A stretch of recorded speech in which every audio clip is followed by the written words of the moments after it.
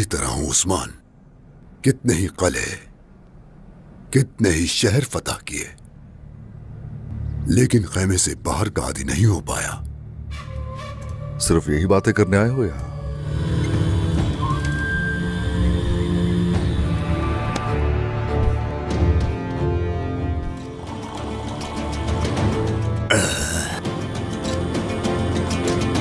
पहले ये मशरूब पिएंगे उस्मान, क्योंकि ये मशरूब ना पीने वाला मेरा दोस्त नहीं। भेड़िए का दोस्त भेड़िया ही हो सकता है। तुम्हारे सिपाहियों को देखकर मुझे ऐसा लगा कि अनकरीब किसी से तुम्हारा टाकरा होने वाला है, या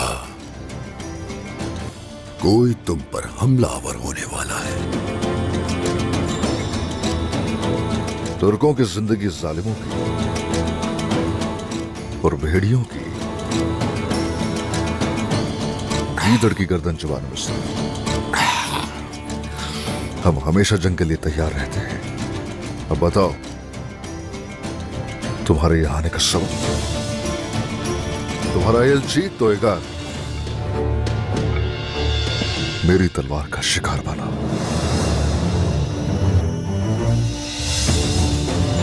उसका सर कल्म कर दिया।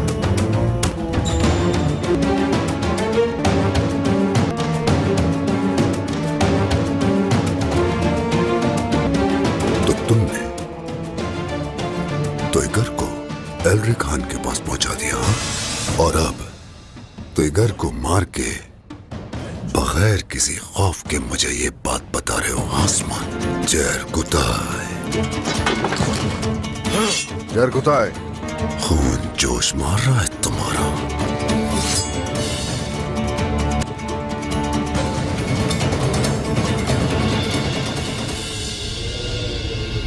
सिपाहियों, किले की तरफ आने वाले हर रास्ते पर एहतियाती तदाबीर बढ़ा दी जाए। एक तरफ मंगोल हैं और दूसरी तरफ वो काफिर लुकास। अपनी जान पर खेलकर काराजा हिसार की हिफाजत करनी है।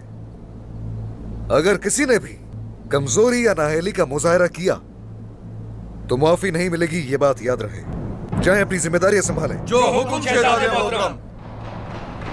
किले के दाखिली और खारजी रास्तों पर गश्त करने वालों की तादाद बढ़ा दी जाए। दुरुस्त फरमा रहे हैं आप, मैं देख लेता हूँ। ठीक है, शुक्रिया। इजाजत दें कि जंगजू खवातीन को इकट्ठा कर लूं मैं। एहतियात करनी होगी हमें। मंगोल कबीले तक आप पहुंचे हैं। काई खवातीन उनका मुकाबला करेंगी। मेरी प्यारी होलोफेरा, मेरी अजीज होलोफेरा,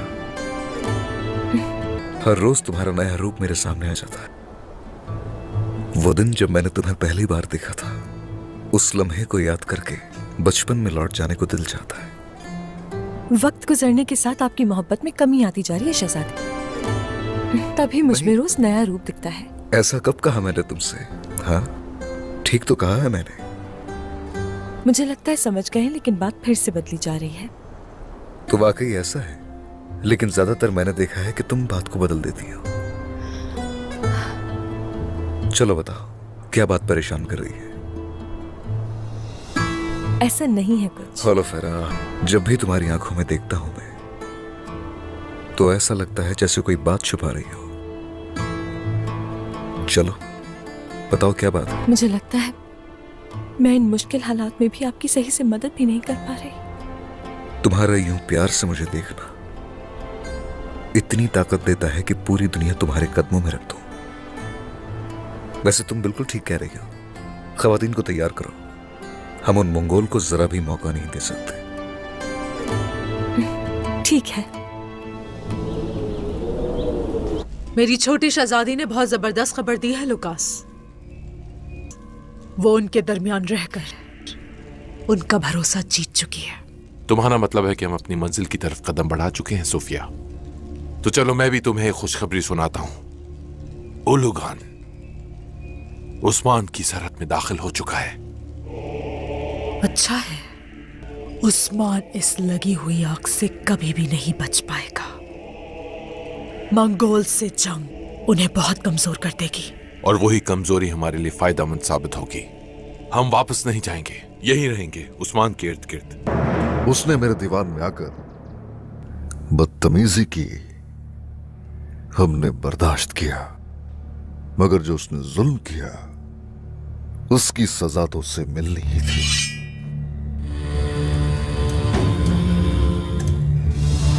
जरूरत से ज्यादा जसारत वजह बन जाती है मौत की।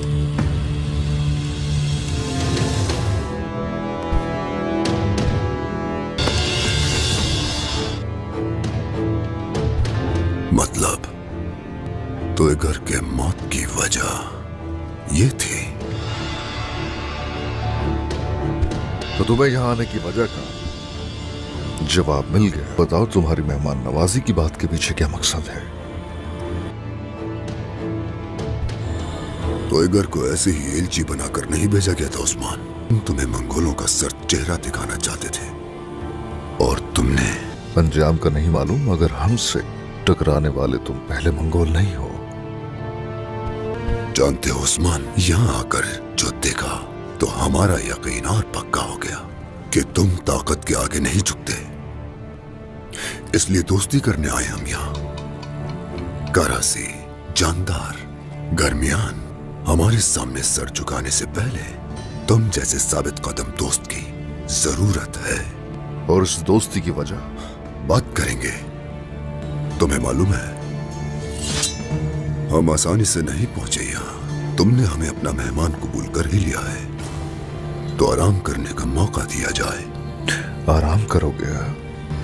जरकुताय मेरे सरदार। सरदार, ख्याल रखा जाए। जो हुक्म सरदार। हमारा मशरूब तो नहीं पिया, क्यों न रात का खाना साथ मिलकर खाया जाए। बातचीत वहीं पर करेंगे।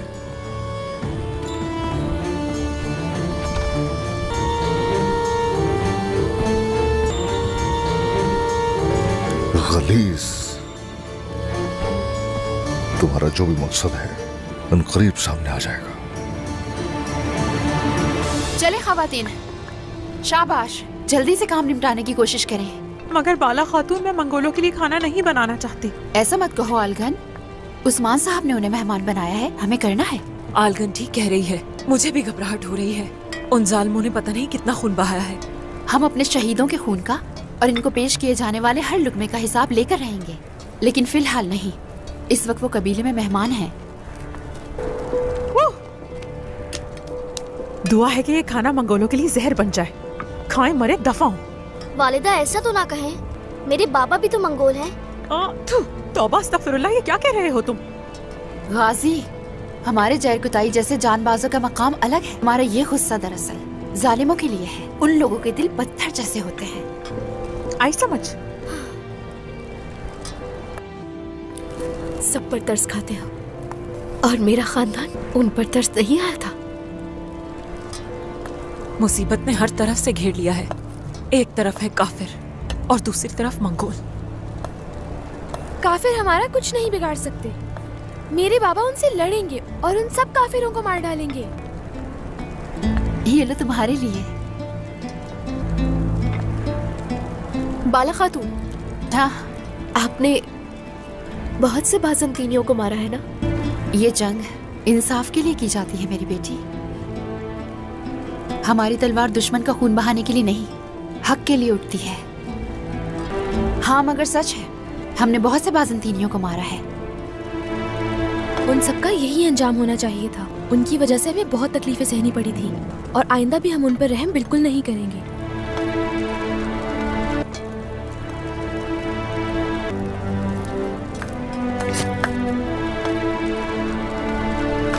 बेटी, देख के काम करो ना। ये क्या कर लिया तुमने? लाओ दिखाओ मुझे, दिखाओ। जरकुताय, सरदार उस्मान के खास सिपाही, जिसे सरदार के खेमे में बात करने की इजाजत है। मैं सिपाही भी हूँ और सरदार भी। उनके नक्शे कदम पर चलने वालों में से एक हूँ। एक वक्त था जब तुम मामूली सिपाही हुआ करते थे कमानदार बलगाई के। तुर्क खून के प्यासे, मर्द औरत बच्चे सबको मौत के घाट उतार देने वाले मंगोल हुआ करते थे। जालिमों के साथ रहने वाला जालिम। और भेड़ियों के साथ रह भेड़िया ही बन जाता है। अल्हम्दुलिल्लाह मैं हक के रास्ते पर आ गया हूं और माजी को भुला दिया। बुज़दिल इंसान बुज़दिलों के पास ही जाता है। तुम बलगाई के जालिम सिपाही ही रहोगे। लेकिन तुम्हारा भाई अल्तुगा ऐसा नहीं। उसकी वफादारी की मिसाल पहाड़ों से ऊंची है। हाँ, अल्तुगा सुना है कि वो तुम्हारे मातहत है। क्या वो तुम्हारे साथ यहाँ सरहदी इलाकों में है? आया है, बल्कि तुम्हारे लिए आया है चरकुताई। अपनी जिम्मेदारी पूरी कर। बहुत जल्द मुलाकात हो जाएगी।